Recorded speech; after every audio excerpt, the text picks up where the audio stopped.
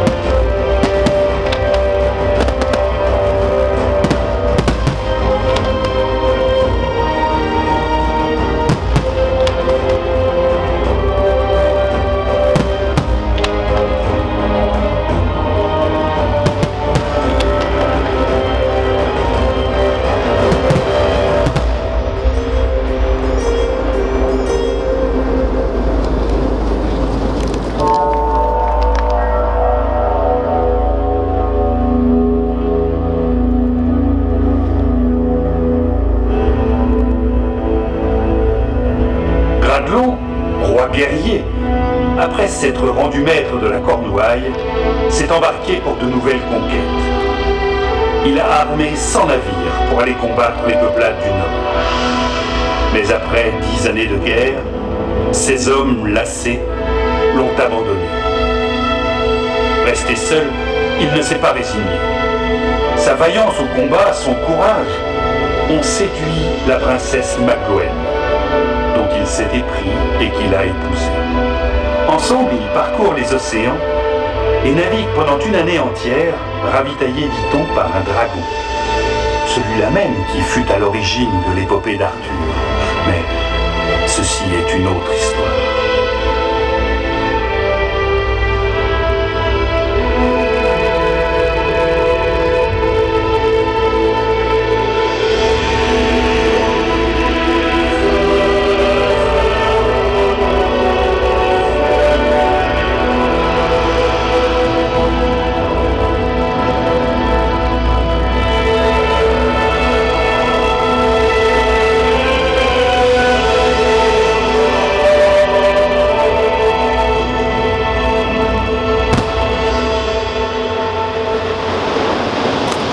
Magloën mit au monde une fille, Dahu, mais elle mourut des suites de cette naissance. Éperdu de chagrin, Gradlon a regagné la terre. Il a reporté tout son amour sur sa fille et ses joies pour lui de la voir grandir. C'est maintenant une belle jeune fille aux cheveux blonds.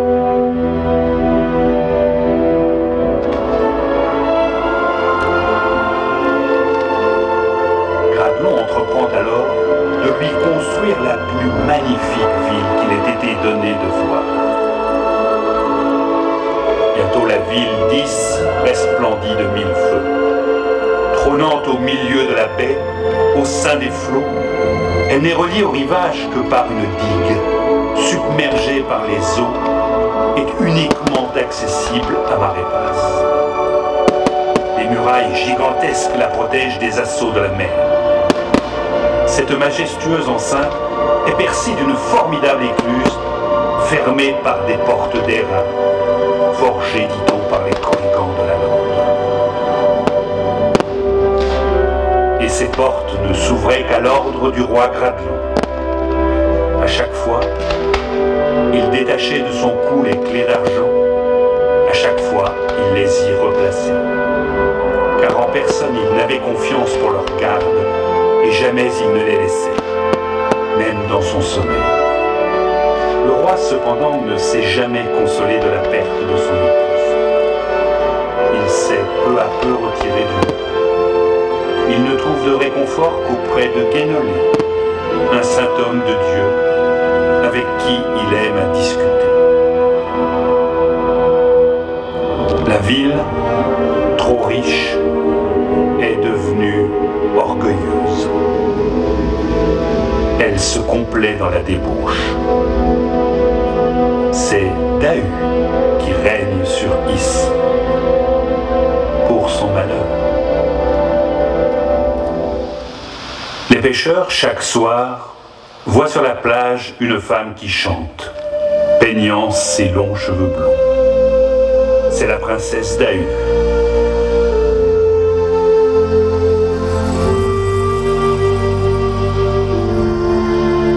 Océan, bel océan bleu, roule-moi sur le sable. Je suis ta fiancée, océan, bel océan bleu. Je suis née sur la mer, dans les vagues et l'écume. Quand j'étais enfant, je jouais avec toi. Océan, bel océan bleu, roule-moi sur le sable. Je suis ta fiancée, océan, bel océan bleu.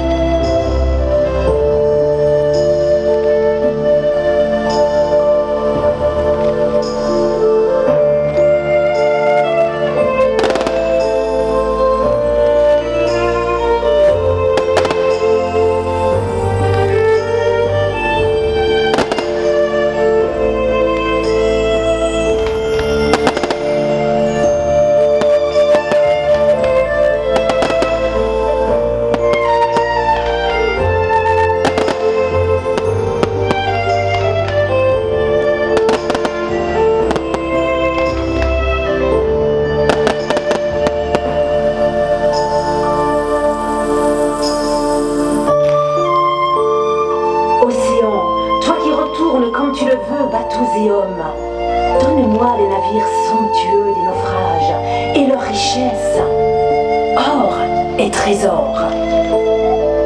Fais venir dans ma ville de beaux marins que je pourrai regarder. Ne sois pas jaloux, je te les rendrai, l'un après l'autre. Océan, bel océan bleu, roule-moi sur le sable. Je suis ta fiancée, océan, bel océan bleu.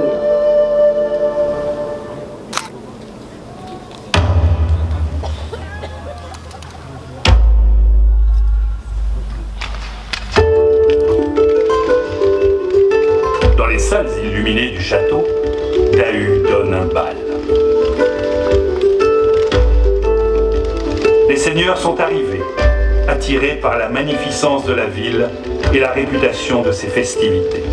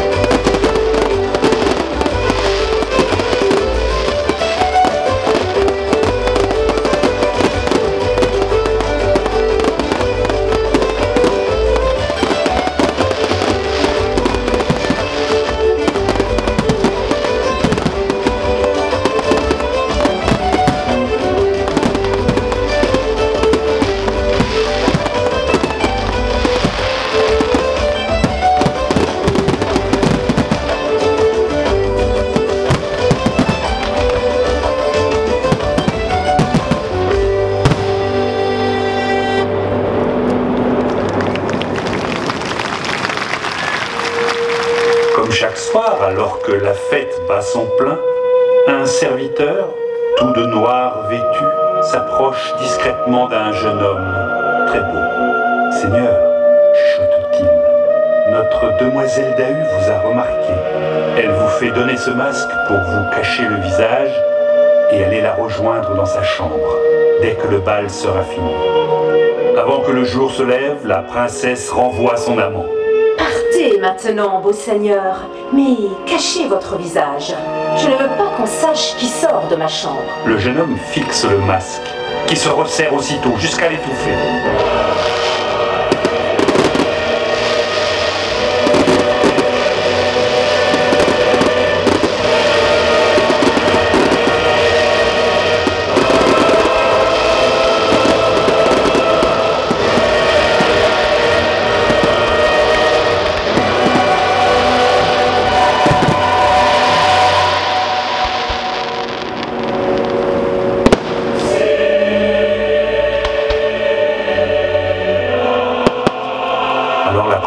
Fait un geste au serviteur habillé de noir.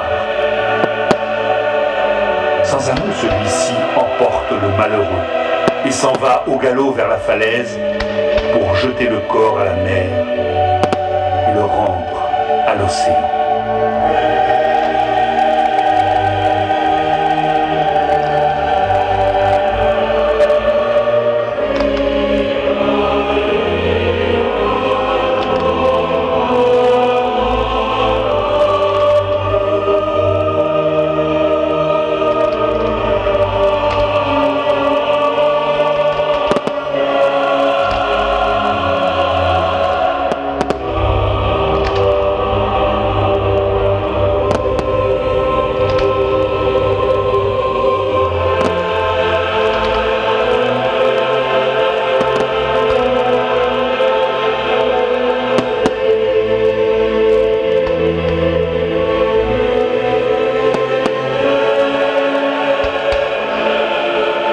Un jour, la tempête menace. Un étrange visiteur se présente à la porte de la cité, escorté d'un tout aussi étrange équipage. Il demande l'hospitalité et bientôt, il paraît devant Dahu et sa cour.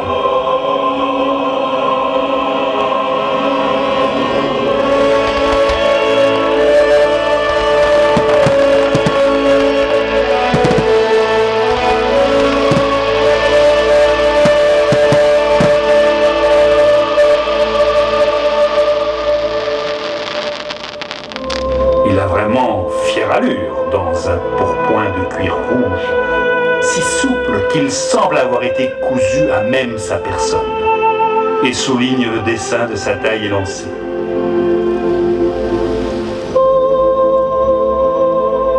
Des cheveux mi-longs et bouclés, et une fine barbichette d'un noir de jais font ressortir ses yeux, qui luisent comme de la braise. Un sourire à peine esquissé met en valeur la blancheur immaculée de ses dents. Il s'incline avec grâce devant Dahu, et bientôt il est le centre d'attraction de la fête. Et la princesse ne peut détacher les yeux de sa personne.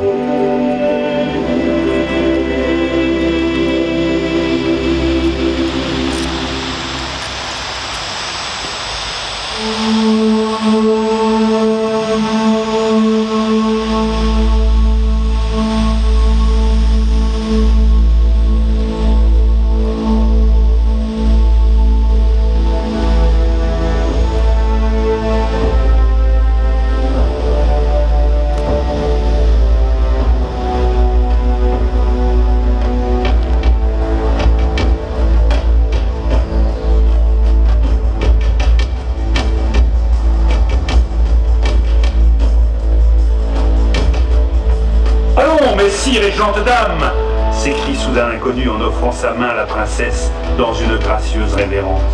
Permettez que je fasse jouer mon sonneur et qu'il nous fasse danser sur des airs de mon lointain pays.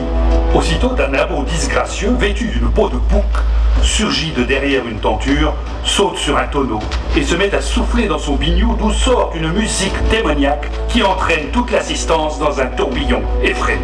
pris d'une subite exhaletante, se sent défaillir peu à peu, et seule la poigne de son cavalier la maintient sur ses pieds.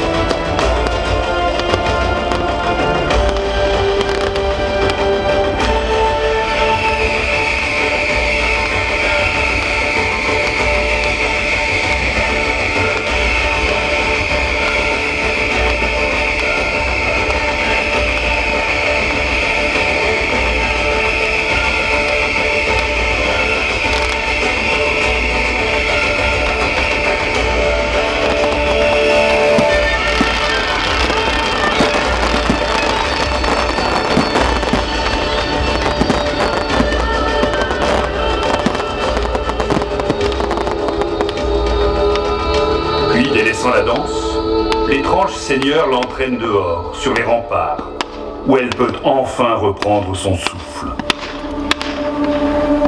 L'homme en rouge, songeur, contemple la cité et regarde l'écume se briser sur les murailles.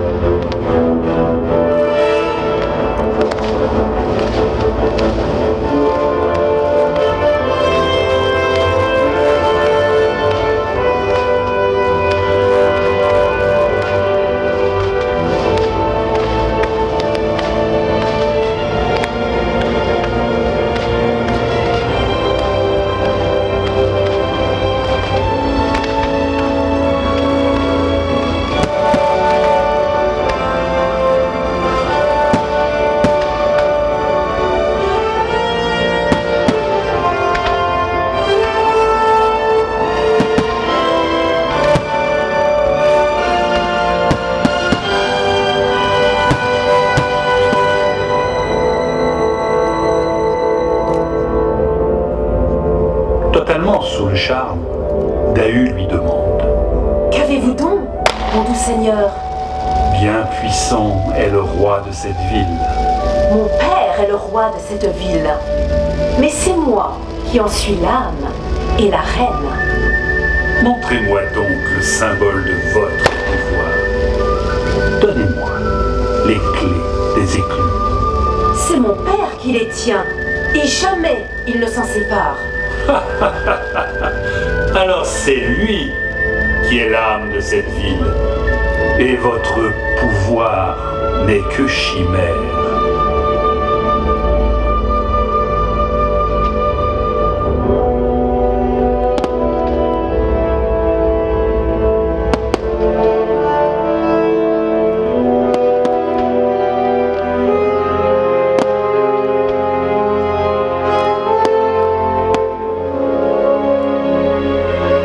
Piqué au vif, Dahu se glisse dans la chambre de son père, détache les clés d'argent et revient sur les remparts.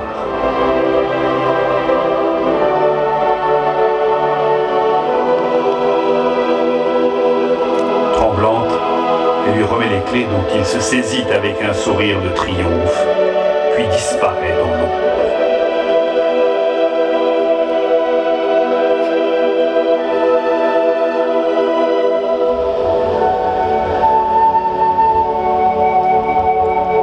Dahu appelle.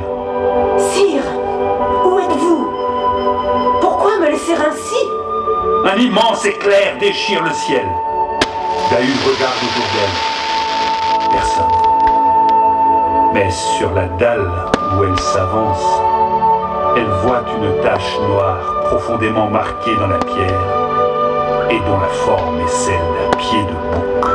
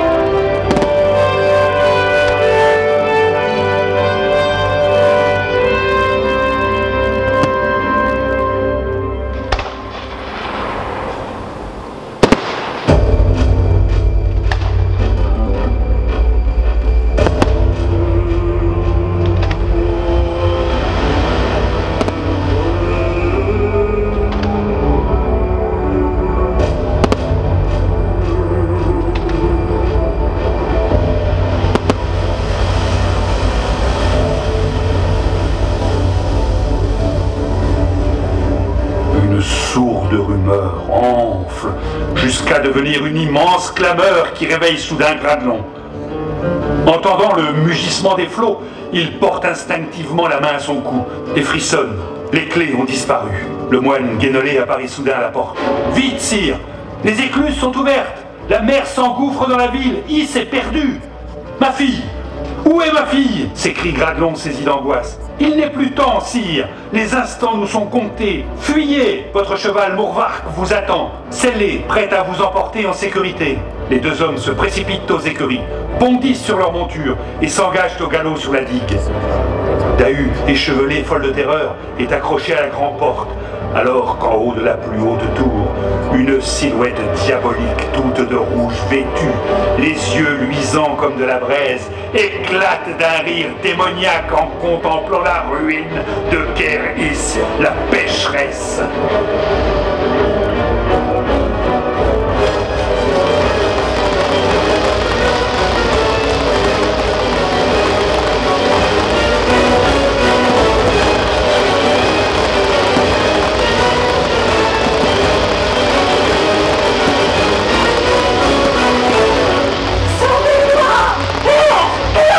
S'écrie Dahu, le bras tendu vers Gradelon. Il lui saisit la main, mais Morvark, soudain, n'avance plus, comme s'il portait un immense fardeau.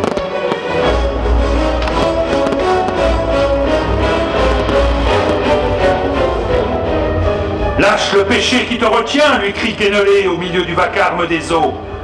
Gradelon ne se résigne pas. Dahu s'accroche à son bras. Déjà, les vagues lèchent les jambes du cheval, qui hennit de terreur, mais semble retenu par une force invisible.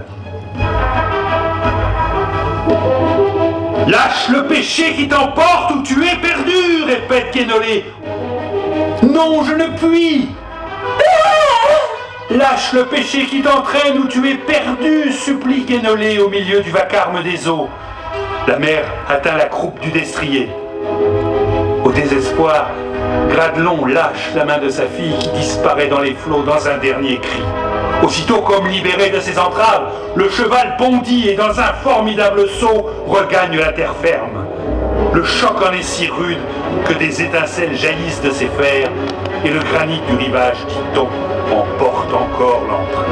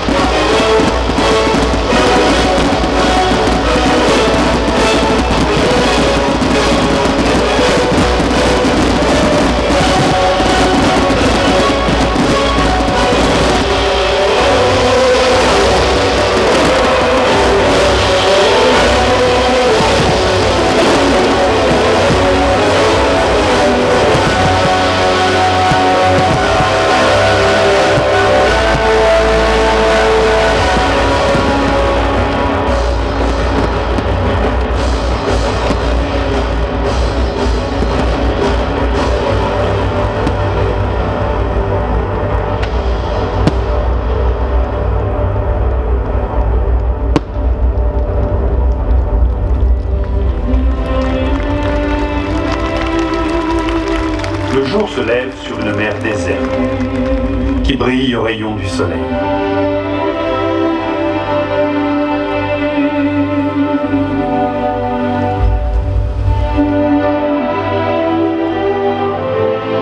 La plainte déchirante des mouettes emplit l'air d'un funèbre concert.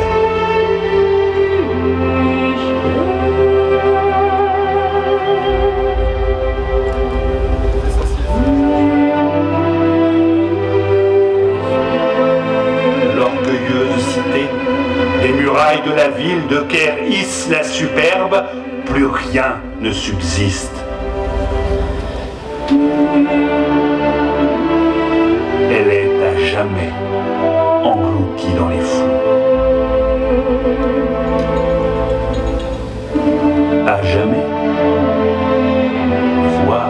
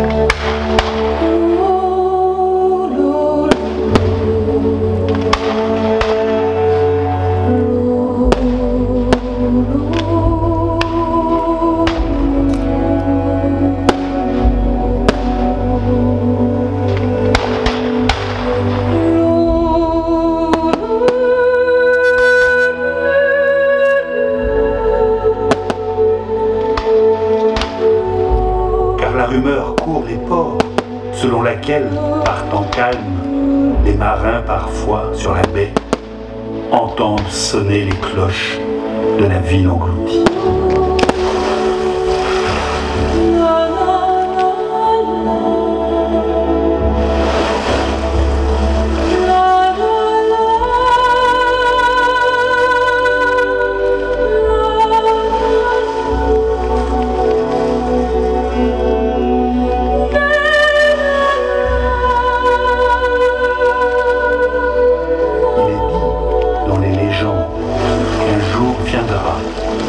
Lavé de ses péchés par le flux et le reflux des vagues, purifié par le jeu des marées, la ville lisse ressurgira des flots, plus belle et plus resplendissante que jamais.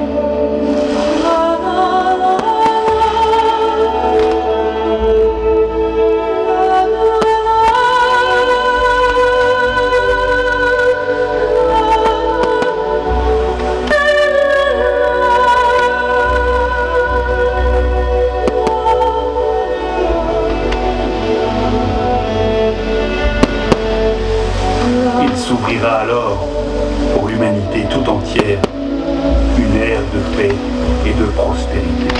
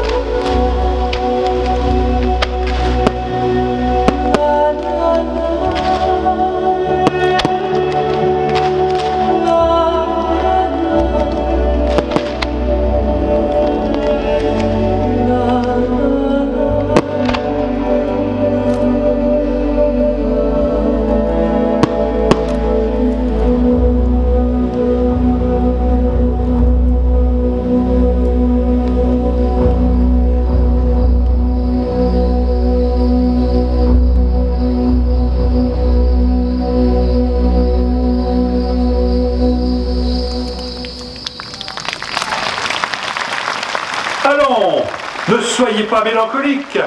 Et vous, les musiciens, jouez-nous quelque chose de joyeux.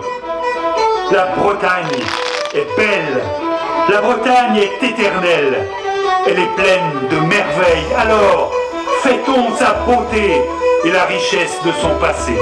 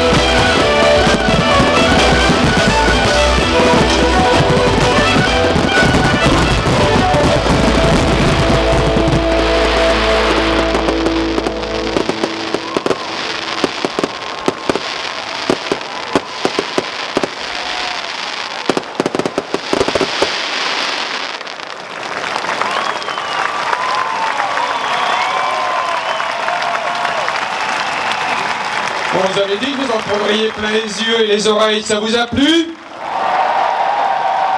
Et je pense qu'on peut faire une ovation à nos artificiers des feux.